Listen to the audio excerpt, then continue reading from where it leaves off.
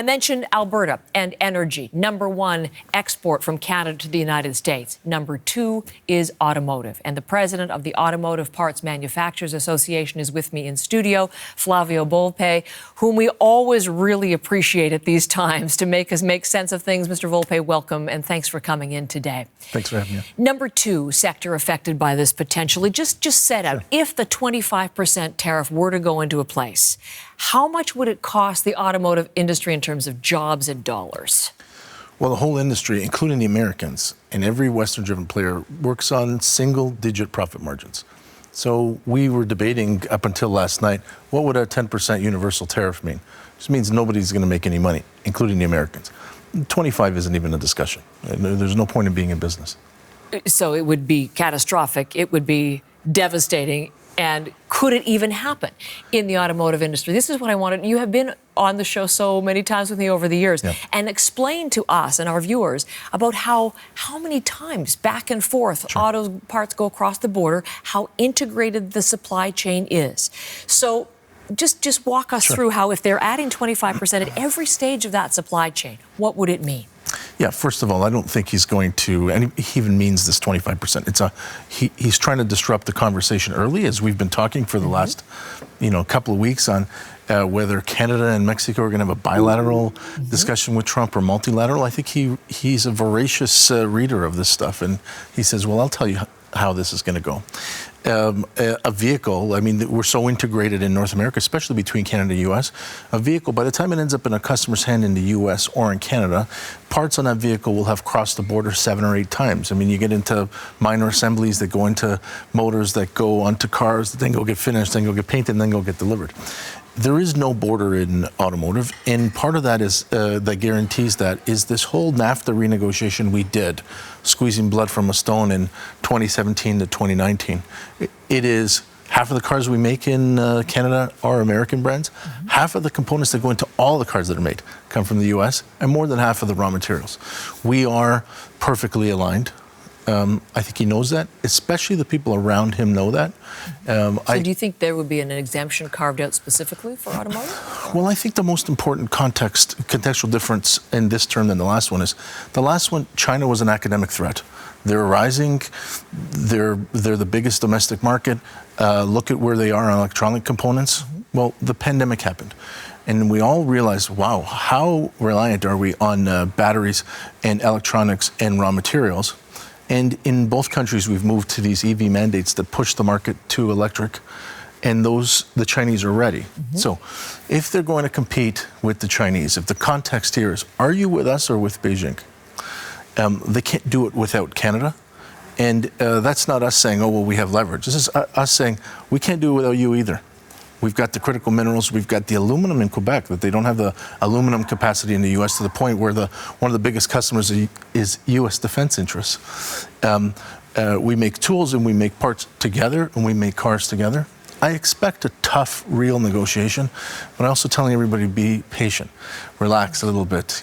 He loves doing this, and we're going to fall right into his hands. So, okay, so many things arise from that. I'd like to talk about what's going to happen in the negotiation room, because you have the unique perspective of having been there when they negotiated Canada-U.S. Mexico agreement or USMCA, depending on which country you're in. Based on what you saw in those meetings every single day, what did you learn last time that is going to better position Canada to deal with Donald Trump this time? He's a disruptor, and he's very good at that. He understands media, he understands social media. But he has surrounded himself with people like Bob Lighthizer, who is an expert. He negotiated the last agreement. He was the chief negotiator, Chrystia Freeland's counterpart last time.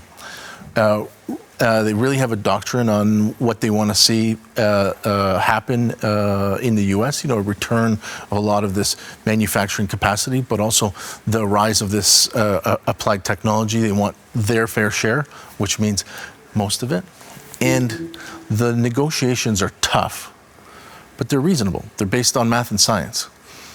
He works in art and politics, and he creates the kind of pressure inside the room. Where we did well was to not argue with the Americans. as the first posture. It was, look, let me outline for you how perfectly aligned we are and complementary we are as economies. So you could pursue your interest. You should know if you do that in an honest way, you need us. And concede that we need them. You know, last time we said, oh, we're going to negotiate with China at the same time.